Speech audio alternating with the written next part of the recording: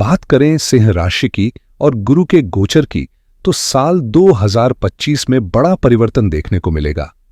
देवगुरु बृहस्पति, जो अब तक आपकी राशि से दशम भाव में स्थित थे, 14 मई 2025 की रात 10:37 से आगे बढ़कर एकादश भाव में प्रवेश करेंगे और 18 अक्टूबर 2025 की रात 7:50 तक इसी स्थान पर विराजमान रहेंगे।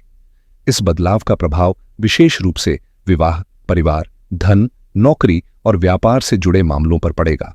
एकादश भाव में स्थित गुरु आमतौर पर समृद्धि, लाभ और नए अवसरों का संकेत देते हैं, लेकिन यह प्रभाव व्यक्ति की कुंडली और अन्य ग्रह स्थितियों पर भी निर्भर करेगा। हालांकि गुरु आम तौर पर एक राशि में लगभग 1 वर्ष तक रहते हैं, लेकिन इस बार परिस्थितियां थोड़ी अलग हैं, जिन पर हम आगे चर्चा करेंगे। इन 5 महीनों के दौरान आपकी जीवन शैली और निर्णयों पर कैसा असर पड़ेगा, यह समझना महत्वपूर्ण है। इसके बाद गुरु कुछ समय के लिए अन्य राशि में गोचर करेंगे और फिर पुनः इसी राशि में लौटेंगे। 18 अक्टूबर के बाद की स्थिति और इस गोचर के संपूर्ण प्रभाव को विस्तार से जानने के लिए इस चर्चा को ध्यानपूर्वक सुने। गुरु का एक राशि में प्रवास लगभग 1 वर्ष का होता है और ठीक 12 वर्षों के बाद वह फिर से उसी स्थान पर लौटता है, जो इसे एक महत्वपूर्ण खगोलीय घटना बनाता है। इस चक्र के दौरान एक विशेष अवधि 9 जून 2025 से 10 जुलाई 2025 तक आएगी, जब गुरु अस्त स्थिति में रहेगा। इस दौरान कोई भी शुभ और मांगलिक कार्य वर्जित माने जाते हैं। न केवल यह 1 महीने तक अस्त रहेगा, बल्कि इसके प्रभाव को समझना भी जरूरी है। गुरु के अस्त होने से ठीक 3 दिन पहले और उसके उदय होने के बाद के 3 दिन तक भी शुभ कार्य नहीं किए जाते।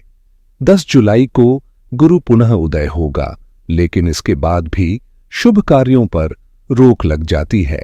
खगोलीय गणना के अनुसार जब सूर्य और गुरु के बीच की दूरी 11 डिग्री या उससे कम होती है, तब गुरु अस्त माना जाता है, और जब यह अंतर 11 डिग्री से अधिक हो जाता है, तभी गुरु पुनः उदय होता है।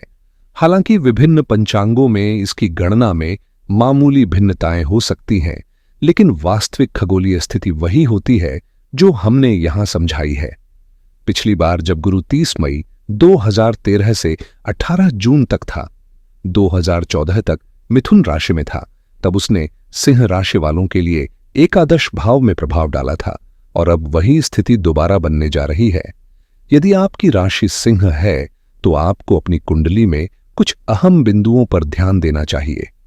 सिंह राशि के जातकों के लिए जन्म कुंडली में चंद्रमा 5 नंबर अंक पर दिखाई देगा और राशि चार्ट के एकादश भाव में 3 नंबर अंक होगा, जहां गुरु 14 मई 2025 को प्रवेश करेगा। अगर आपकी कुंडली सिंह लग्न की भी है, तब भी इस प्रभाव को इसी तरह समझा जा सकता है, लेकिन गोचर का वास्तविक असर राशि चार्ट से देखा जाता है। इस स्थिति में गुरु, जो पंचम और अष्टम भाव का स्वामी है, अब गोचर में 11वें भाव में प्रवेश करेगा। यह परिवर्तन आर्थिक लाभ, पारिवारिक सहयोग और कुछ अनपेक्षित बदलावों का संकेत देता है, इसलिए इसे समझना और अपने निर्णयों में समायोजन करना महत्वपूर्ण होगा। ज्योतिष शास्त्र में गुरु को अत्यंत शुभ ग्रह माना गया है, और यदि यह चंद्र कुंडली के 11वें भाव में या लग्न कुंडली के एकादश भाव में स्थित हो, तो इसे विशेष रूप से लाभकारी माना जाता है। ऐसी स्थिति में बृहस्पति देव सकारात्मक परिणाम देते हैं, जिनमें सबसे प्रमुख हैं यश, मान सम्मान और सफलता में वृद्धि। जो भी प्रयास किए जाएंगे, उनमें सफलता मिलने की प्रबल संभावना होगी। साथ ही यह ध्यान देने योग्य है कि सिंह राशि के जातकों पर 29 मार्च से शनि की ढैया भी आरंभ होने जा रही है, जिसका प्रभाव अलग होगा और जिस पर मैंने पहले ही एक विस्तृत वीडियो बनाया है, जिसे आप अवश्य देख सकते हैं। हालांकि गुरु की यह स्थिति अनुकूल रहने वाली है, जिससे आर्थिक और सामाजिक स्थिति मजबूत होगी। इसके अलावा स्वास्थ्य की दृष्टि से भी यह गोचर संतुलित रहेगा और समग्र रूप से उन्नति के मार्ग प्रशस्त करेगा, जब तक कि गुरु इस स्थान पर स्थित रहेगा। 11वें भाव में स्थित गुरु का प्रभाव आपके करियर और सामाजिक जीवन में सकारात्मक बदलाव लाएगा। स्वास्थ्य में कोई बड़ी गिरावट की संभावना नहीं है, बल्कि ऊर्जा और उत्साह बना रहेगा। कार्यस्थल पर उन्नति के संकेत स्पष्ट हैं। आपको न केवल अपनी वर्तमान भूमिका में तरक्की मिल सकती है, बल्कि एक नए और अधिक प्रभावशाली पद की भी प्राप्ति हो सकती है। इस दौरान बनाई गई योजनाएं सफल होंगी और आपकी बुद्धि तेज व निर्णय क्षमता मजबूत बनी रहेगी, जिससे आप अपने हर कार्य को कुशलता से पूरा करेंगे। दूसरों की सहायता करने और परोपकार की भावना प्रबल होगी, जिससे आपको मान सम्मान और सामाजिक प्रतिष्ठा मिलेगी। विशेष रूप से यदि आप किसी धार्मिक या सामाजिक कार्य से जुड़े हैं, तो इसका प्रभाव और भी शुभ होगा। इस समय में अच्छे और प्रभावशाली लोगों का साथ आपके लिए बेहद फायदेमंद रहेगा और उनकी संगति से आपके जीवन में प्रगति के नए द्वार खुल सकते हैं।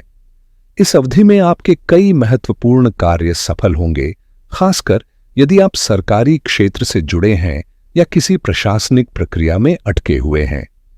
यदि किसी सरकारी अनुमति या निर्णय का इंतजार कर रहे हैं, तो इस दौरान चीजें आपके पक्ष में तेजी से आगे बढ़ सकती हैं। कार्यस्थल पर भी वरिष्ठ अधिकारियों और सहकर्मियों का सहयोग मिलेगा, जिससे आपकी स्थिति मजबूत होगी। आपकी महत्वाकांक्षाएं पूर्ण होने की प्रबल संभावनाएं हैं, बशर्ते आप अपनी ओर से समर्पित प्रयास करें। यदि सही मार्गदर्शन और समझदारी से कदम उठाए जाए, तो यह समय आपको नई ऊंचाइयों तक ले जा सकता है। मित्रों की सलाह इस दौरान बेहद कारगर साबित होगी, लेकिन यह ध्यान रखना आवश्यक है कि किसके साथ संबंध बनाए जा रहे हैं। अच्छे मित्र आपकी प्रगति में सहायक होंगे, जबकि नकारात्मक संगति से बचना ही बेहतर रहेगा। व्यापार से जुड़े लोगों के लिए भी यह अवधि आर्थिक रूप से लाभदायक सिद्ध हो सकती है, क्योंकि धनागमन की स्थिति मजबूत दिख रही है। इस समय नौकरी और आय में वृद्धि के प्रबल योग बन रहे हैं। यदि आप पहले से कार्यरत हैं, तो वेतन में बढ़ोतरी या किसी नए अवसर की संभावना दिख रही है, जबकि बेरोजगार जातकों के लिए यह अवधि नौकरी पाने के लिहाज से अनुकूल रहेगी। गुरु का गोचर आमदनी के भाव को मजबूत करेगा, जिससे न केवल नियमित आय में स्थिरता आएगी, बल्कि नए स्रोत भी विकसित हो सकते हैं। इसके अलावा इस अवधि में भौतिक सुख सुविधाओं की प्राप्ति के भी योग बनते हैं। आभूषण, वाहन, संपत्ति या अन्य विलासिता संबंधी वस्तुओं की खरीदारी संभव है। यदि आप घर, जमीन या कोई नया साधन लेने की योजना बना रहे हैं, तो यह समय उसके लिए अनुकूल हो सकता है। पारिवारिक दृष्टि से भी यह गोचर शुभ संकेत देता है। संतान सुख की प्राप्ति होगी, संतान से लाभ मिलने की संभावना रहेगी, और यदि संतान वृद्धि की योजना बना रहे हैं, तो यह भी एक उपयुक्त समय हो सकता है। विशेष रूप से सिंह राशि के जातकों के लिए यह अवधि कई महत्वपूर्ण फैसलों के लिए सकारात्मक साबित हो सकती है। यदि संतान प्राप्ति में बाधा आ रही है, तो यह समय उचित चिकित्सा सलाह लेने और आवश्यक उपचार कराने के लिए अनुकूल रहेगा, क्योंकि ग्रह स्थिति संतान योग का संकेत दे रही है। पारिवारिक दृष्टि से भी यह अवधि लाभकारी होगी। पिता से किसी न किसी रूप में सहयोग प्राप्त होने की संभावना है, चाहे वह आर्थिक सहायता हो या किसी अन्य प्रकार की मार्गदर्शक भूमिका। यदि पुरानी संपत्ति से जुड़ा कोई विवाद लंबित है, तो इसे सुलझाने के लिए यह समय अनुकूल साबित हो सकता है। पैतृक संपत्ति के बंटवारे या किसी अटके हुए कानूनी मामले में भी आपको सकारात्मक परिणाम मिल सकते हैं। साहस और पराक्रम में वृद्धि होगी, जिससे आप अपने कार्यों में अधिक प्रभावी साबित होंगे। साथ ही सामाजिक प्रतिष्ठा और मान सम्मान में भी बढ़ोतरी होगी। यदि भाई बहनों से जुड़ा कोई लंबित कार्य या पारिवारिक मामला है, तो इसे भी इस अवधि में सुलझाने का प्रयास करें, क्योंकि परिस्थितियां आपके पक्ष में रहेंगी और आपसी संबंधों में भी सुधार आएगा। गुरु की यह स्थिति आपके आत्मविश्वास को मजबूत करेगी और आपको अपने लक्ष्यों की ओर आगे बढ़ने में सहायता देगी। इस समय यदि कोई वित्तीय मामला लंबित है, तो उसे जल्द से जल्द निपटाना फायदेमंद रहेगा। सबसे महत्वपूर्ण बात यह है कि इस अवधि में किसी को उधार देने से बचें, भले ही परिस्थितियां सामान्य दिखें। वैसे भी व्यक्तिगत रूप से उधार देना जोखिम भरा हो सकता है। यदि किसी को धन की आवश्यकता है, तो उसके लिए बैंक और वित्तीय संस्थान मौजूद है, जहां से उचित प्रक्रिया के तहत लोन लिया जा सकता है। आजकल सरकारी और निजी बैंक आसानी से ऋण प्रदान करते हैं, इसलिए निजी लेन देन से दूरी बनाना समझदारी होगी। विशेष रूप से वर्तमान समय में वित्तीय धोखाधड़ी के मामले बढ़ रहे हैं, इसलिए अतिरिक्त सतर्कता बरतनी आवश्यक है। इसके अलावा कानूनी दृष्टि से भी व्यक्तिगत उधार या ब्याज पर धन देना उचित नहीं माना जाता, इसलिए ऐसी स्थितियों से दूर रहना ही बेहतर होगा। वित्तीय मामलों में सूझबूझ से निर्णय लेना इस अवधि में विशेष रूप से लाभकारी रहेगा। अपने धन को सुरक्षित रखना इस समय सबसे बुद्धिमानी भरा कदम होगा, क्योंकि अगर आपने किसी को उधार दे दिया और बाद में ग्रहों की दशा प्रतिकूल रही तो उसे वापस पाने में परेशानी हो सकती है। वर्तमान में गुरु कुछ समय के लिए अनुकूल स्थिति में रहेगा, लेकिन शनि की ढैया का प्रभाव भी रहेगा, जिससे वित्तीय मामलों में अतिरिक्त सतर्कता आवश्यक होगी। जब गुरु गोचर करेगा तो यह पंचम, सप्तम और तृतीय भाव को अपनी दृष्टि से प्रभावित करेगा, जिससे विभिन्न क्षेत्रों में सकारात्मक बदलाव देखने को मिलेंगे। पंचम भाव पर सप्तम दृष्टि पड़ने से धार्मिक आस्था और रुचि में वृद्धि होगी। साथ ही घर में शुभ मांगलिक कार्यों की संभावना भी बनेगी। सप्तम भाव पर नवम दृष्टि पड़ने से विवाह योग प्रबल होगा, विशेष रूप से उन जातकों के लिए जिनकी अब तक शादी नहीं हुई है। ज्योतिष शास्त्र में जब भी विवाह का मुहूर्त निकाला जाता है तो पंडित सबसे पहले गुरु की स्थिति को देखते हैं, क्योंकि गुरु शुभता और स्थायित्व का कारक माना जाता है। ऐसे में यदि सिंह राशि के जातकों के लिए विवाह की योजना बन रही है तो यह समय शुभ संकेत दे रहा है। जब गुरु गोचर में किसी राशि के 11वें स्थान पर होता है तो यह समय विवाह के लिए बेहद शुभ माना जाता है, खासकर जब अन्य ग्रहों की स्थिति भी अनुकूल हो। हालांकि शादी के मुहूर्त के लिए यह भी जरूरी है कि गुरु अस्त न हो और देव शयन की स्थिति न हो, क्योंकि यह मुहूर्त के प्रभाव को बदल सकता है। ऐसे में विवाह के इच्छुक जातकों के लिए यह समय बहुत अच्छा है, और यदि किसी का प्रेम विवाह का विचार है तो इस अवधि में माता पिता से बातचीत में सफलता मिल सकती है। विवाह के योग काफी मजबूत हैं और यह समय खासकर उन लोगों के लिए उपयुक्त है जिनकी शादी अब तक नहीं हुई है। शिक्षा के क्षेत्र में भी यह समय काफी सकारात्मक है। अगर आप छात्र हैं तो यह अवधि आपकी मेहनत का अच्छा परिणाम दे सकती है और जो कॉलेज या शिक्षा आप चाहते हैं उसमें सफलता मिल सकती है। अगर आप सही दिशा में मेहनत करेंगे तो न सिर्फ आपके अंक अच्छे आएंगे, बल्कि भविष्य में आप अपनी पसंदीदा शिक्षा क्षेत्र में दाखिला लेने में भी सफल रहेंगे। यह समय आपके लिए कई सकारात्मक अवसर लेकर आ सकता है, खासकर यदि आप किसी प्रतियोगिता परीक्षा की तैयारी कर रहे हैं। इस अवधि में मेहनत करने से सफलता प्राप्त करने की संभावना बढ़ जाती है और आपको अच्छे परिणाम मिल सकते हैं, जिनसे आपकी नौकरी भी बेहतर हो सकती है। ज्योतिष शास्त्र में 11वें स्थान पर गुरु की स्थिति को शुभ माना जाता है, जो आपकी सामाजिक और पेशेवर जीवन में वृद्धि का संकेत देती है।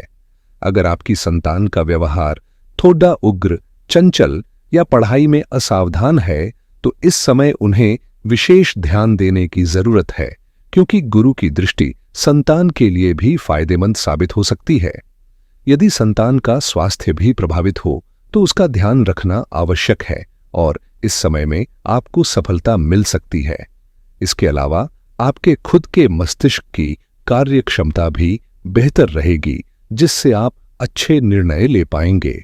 यदि आप अच्छे लोगों के साथ समय बिताते हैं तो इससे आपकी स्थिति और मजबूत होगी। बस ध्यान रखें कि सकारात्मक सोच के साथ चलने से आपके लिए बेहतर मौके आ सकते हैं, और यदि कोई ग्रह अच्छे स्थान पर है तो इसे सही तरीके से उपयोग करना आपके लाभ में वृद्धि करेगा।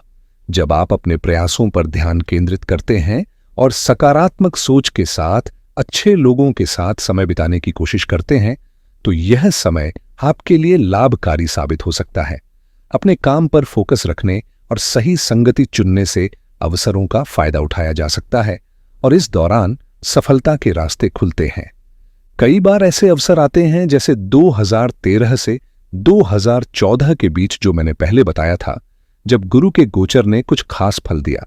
आप ही बता सकते हैं कि उस दौरान जो लाभ आपको मिला या नहीं मिला, और यह जानकारी आपके अनुभव पर निर्भर करेगी। ज्योतिष शास्त्र में गुरु की स्थिति को शुभ माना गया है। हालांकि अगर आपकी कुंडली में कोई अशुभ ग्रह हो और उसकी दशा चल रही हो तो थोड़ी सी मुश्किल हो सकती है। फिर भी गुरु के गोचर से लाभ मिलने की संभावना रहती है। यदि संतान का व्यवहार असामान्य या चंचल है तो इस समय उनका सुधार भी किया जा सकता है, क्योंकि गुरु की दृष्टि उन्हें सकारात्मक दिशा में प्रभावित करने में मदद कर सकती है। इस समय आपके लिए छोटी छोटी लाभकारी और धार्मिक यात्राओं का योग बनता है, जो आपको मानसिक और आंतरिक शांति दे सकती हैं। इसके अलावा संपत्ति खरीदने का भी अच्छा समय है, चाहे वह घर, जमीन या वाहन हो। इन चीजों में निवेश करने का अवसर आपको मिल सकता है। अगर आप महसूस करते हैं कि कोई छोटी समस्या आपके रास्ते में आ रही है, तो कुछ खास उपायों को अपनाकर अपनी स्थिति को बेहतर बना सकते हैं। उदाहरण के तौर पर आप गुरुवार को गौ माता की सेवा कर सकते हैं। गाय को चारा देना या उनका ख्याल रखना आपके लिए शुभ रहेगा। साथ ही भगवान श्री कृष्ण और भगवान विष्णु के दर्शन करने से भी सकारात्मक ऊर्जा मिल सकती है। उनकी स्तुति, मंत्र जाप या किसी विशेष पाठ का उच्चारण करने से लाभ के संकेत मिल रहे हैं।